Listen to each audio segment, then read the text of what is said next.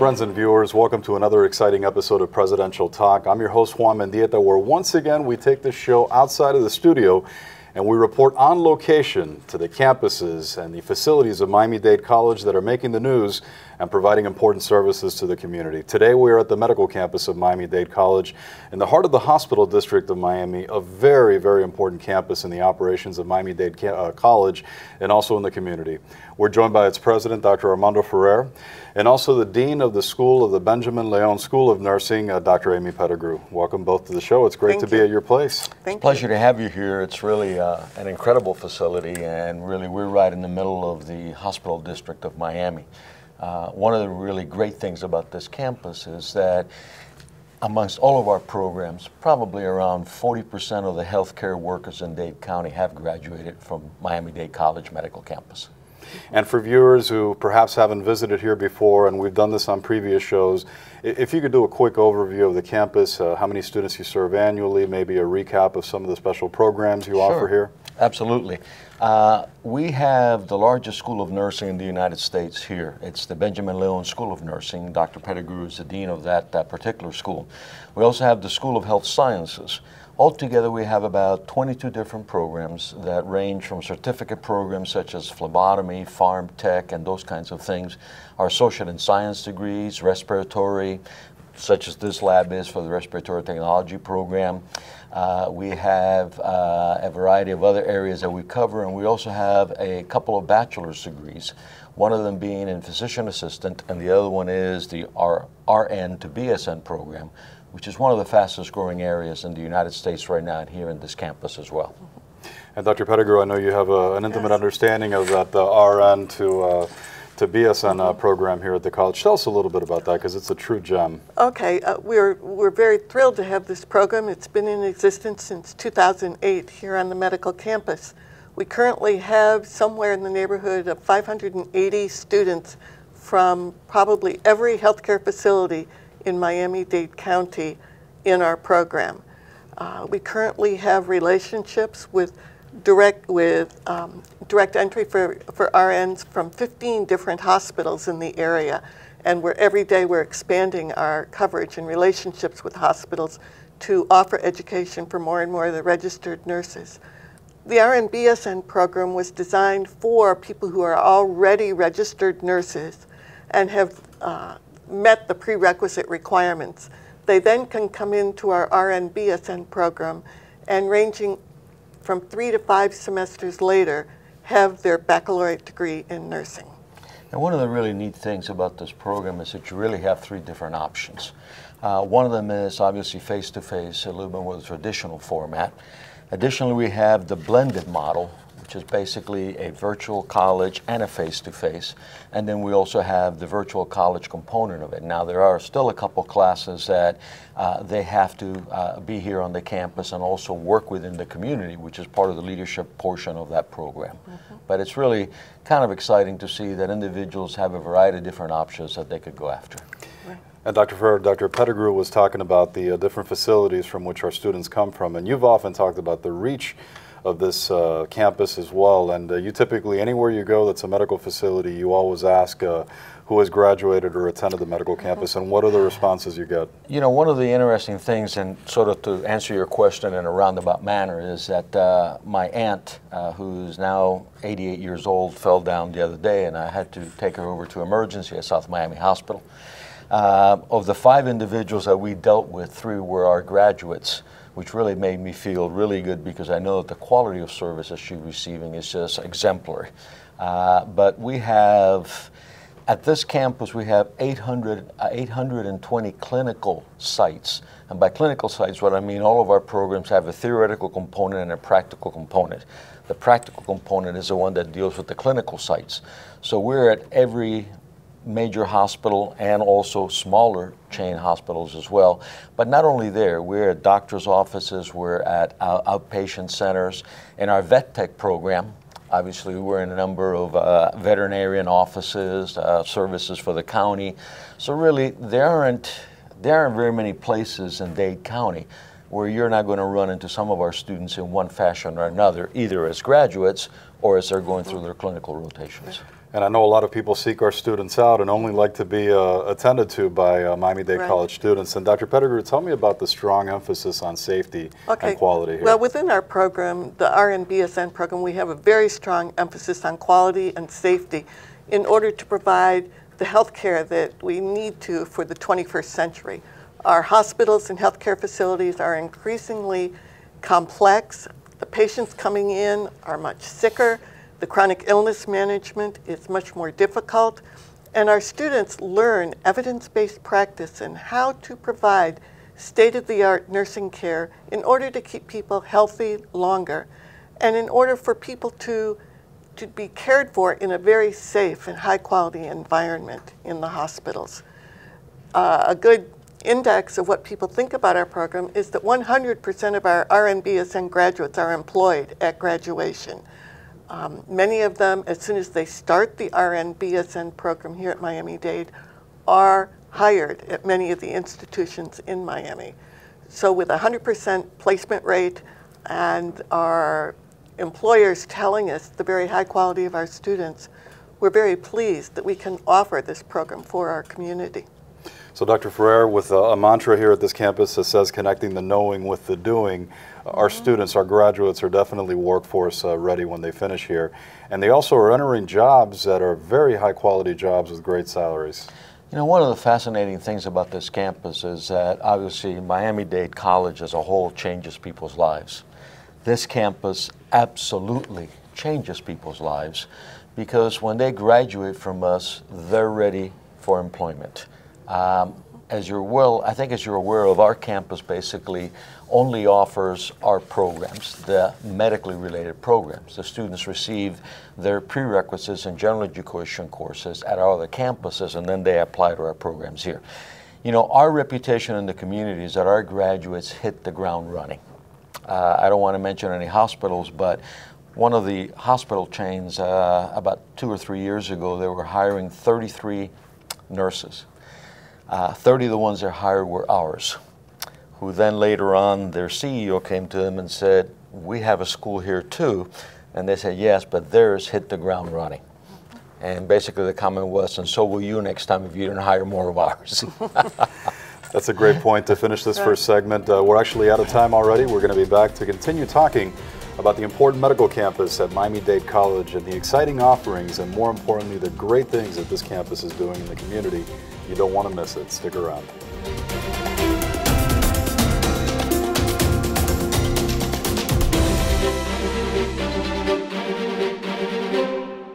Be creative.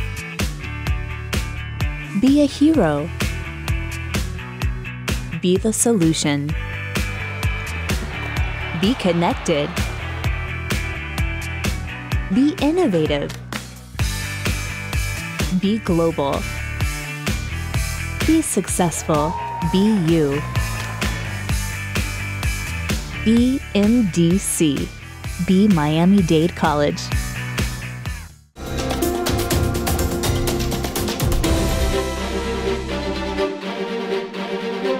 Welcome back, dear friends, to another exciting episode of Presidential Talk, where today we are broadcasting from the medical campus of Miami-Dade College at its respiratory lab. And on this second segment, we're also joined by the Dean of the School of Health Sciences, Dr. Mark Everett, who's joining Dr. Ferrer, the president of the campus. Dr. Everett, thanks for joining us. Absolutely. Thanks for being here. Now, you have an important purview here at this campus. I'd like to talk to you about the programs that you oversee here, if you could. Most certainly. This campus is just so unique to this city of Miami, and in particular to Miami-Dade College. We have over 22 programs here at the campus that range from short-term certificate programs to AS degrees to even a baccalaureate in health sciences with a physician assistant option. That program alone is just by far one of our most fantastic programs. It is allowing students that have completed the AS degree in physician assistant studies, and it allows them to complete within about a year to a year and a half additional credits that are concentrated on management, leadership, research. So it really prepares our students well. And in physician assistant studies, the quality of our students is astounding. I know that they do very well in statewide and national competitions because physician assistants step in for the doctor, and their role in today's paradigm has definitely increased. Oh, absolutely. The physician assistant studies program, by far world class, taught at a master's level. They are our next providers. So when you hear of the city or the county being short of providers, they will become our next providers, and they are. They're serving under physicians and are actually providing health care for the public. And actually, what's interesting is that a couple of my physicians have actually hired some of our physician assistants. So the last couple times I've been in the offices, it's really been like being back on the campus because I'm seeing our own students that I dealt with here on the campus. Now I'm seeing at a professional level, and they're the ones that are now providing me care. And Dr. Ever, you mentioned something important a few minutes ago. You were talking about the coursework here for the PA program being really at the graduate level. And that reminds me that when our PA students travel for statewide or national competitions, they're not competing against baccalaureate students, but in most cases against grad students or higher. Yes, in fact, we have won the Brain Bowl. It's a national competition against Harvard and Yale and other Ivy League schools, and very proud to report that we have placed second in the past, and about 2 years ago we actually won the National Brain Bowl competition. I know that at one of our board meetings, Dr. Ferreira, they posed some of the questions to the audience and the board members, and certainly the level of capacity and quality of these students is really unsurpassed. You know, I sit on a couple of boards at some of our local hospitals, and I'm also part of one of the MECs, which is the Medical Executive Committee at one of our hospital groups here. And one of the things that I get requests from them almost every couple of months is they'll ask me if we've got a couple of good physician assistants. Of course, my answer always is, which is absolutely true, is that they're all exemplary. But this is a profession where you're getting individuals that are being offered job salaries that range anywhere from $85,000 to $95,000, and they're being hired even before they graduate from the institution. So really, it's an incredible program. Well, it speaks volumes of the institution and probably the faculty as well here. And I want to talk about a new program as well. There's a new part-time program in opticianry here as well. Mm-hmm. Tell us about that, Dr. Ferrer. The opticianry program is, we have had it for a number of years, and this is a program where 100% of our graduates are hired. We've got a close to 100% passing rate on the licensing exams. So the program is really a great program, but now we're going to take a slightly different track on that, and I'll let Dr. Everett talk about the new part-time program that we're going to have in opticianry program. Sure. This is a fantastic program as well as many of our programs. And within the opticianry program, our students are exposed to contact lenses, they're exposed to framing options, they're exposed to really providing a patient exam for the patient. And they can go into their own practice, their own private practice after graduation. This part-time track is in response to what the public needs and what they're demanding. We have a lot of individuals that work part-time or full-time. In fact, 70% of our population today at the medical campus are on part-time track. So this complements our effort now at the campus and provides a unique opportunity for individuals that work full-time and want to receive a degree in opticianry technology. You know, one of the interesting things about this program is that many of these, or some of these shops are family-owned. And we actually have had a student this past year that was third generation in the same business in the family. And the interesting thing is that after she graduated from the program, taking some of the knowledge that she gained in the program and some of the approach to dealing with customers, she has increased her average sale by about 30%.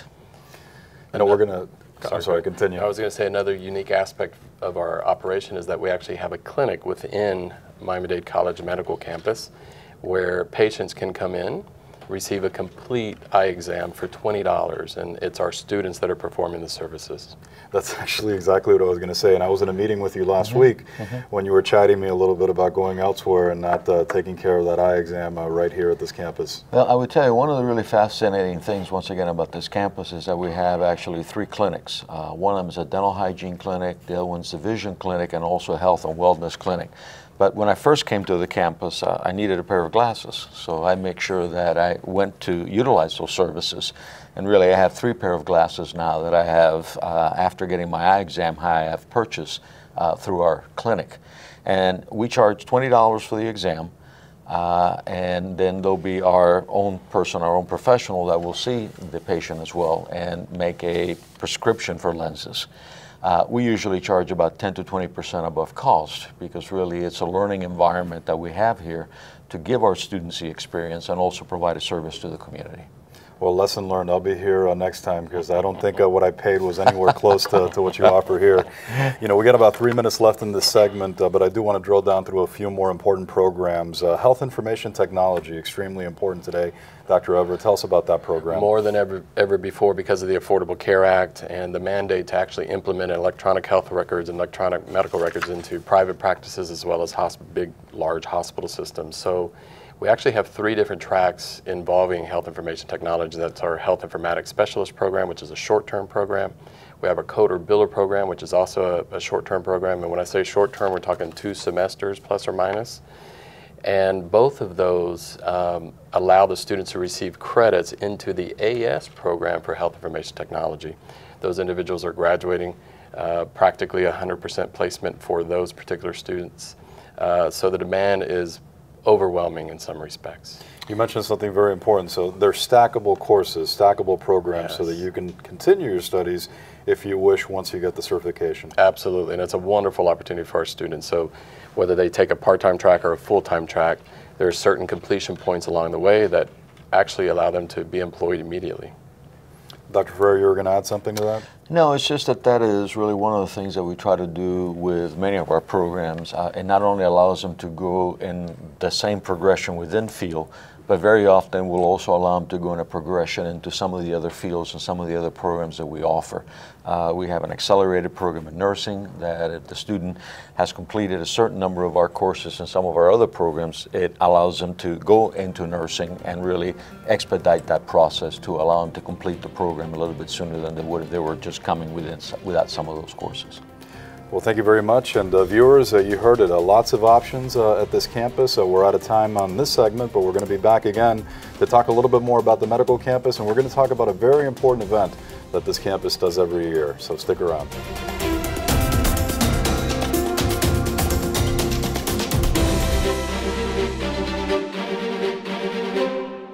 Be creative. Be a hero. Be the solution. Be connected. Be innovative. Be global. Be successful. Be you. Be MDC. Be Miami-Dade College.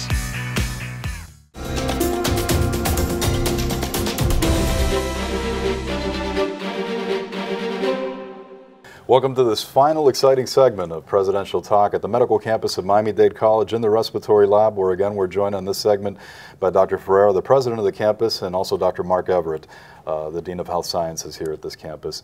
One of the things we touched upon in the earlier segments was the annual community health fair that you all do, which this year, or this coming year, is going to be February 27th.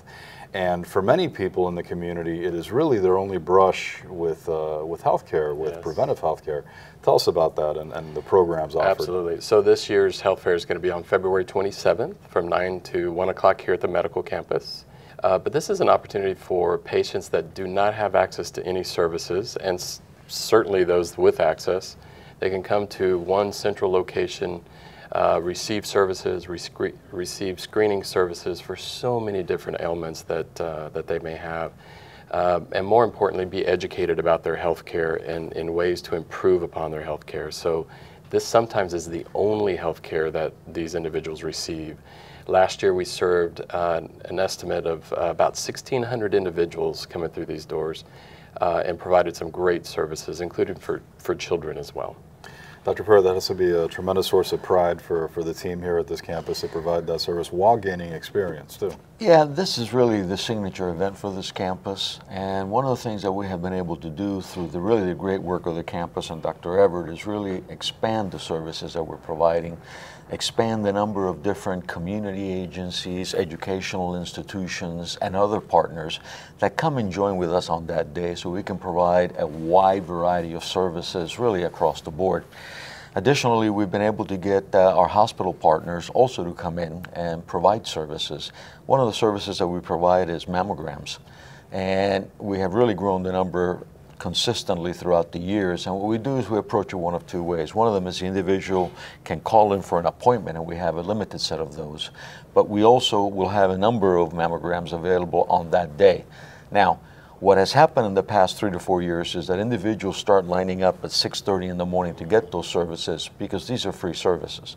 On that day, all the services we're providing to the community are for free, including our dental hygiene services, where we do teeth cleaning and other minor types of work in individuals. And you know, the really exciting thing about that is that we have our own graduates that are coming back to provide those services.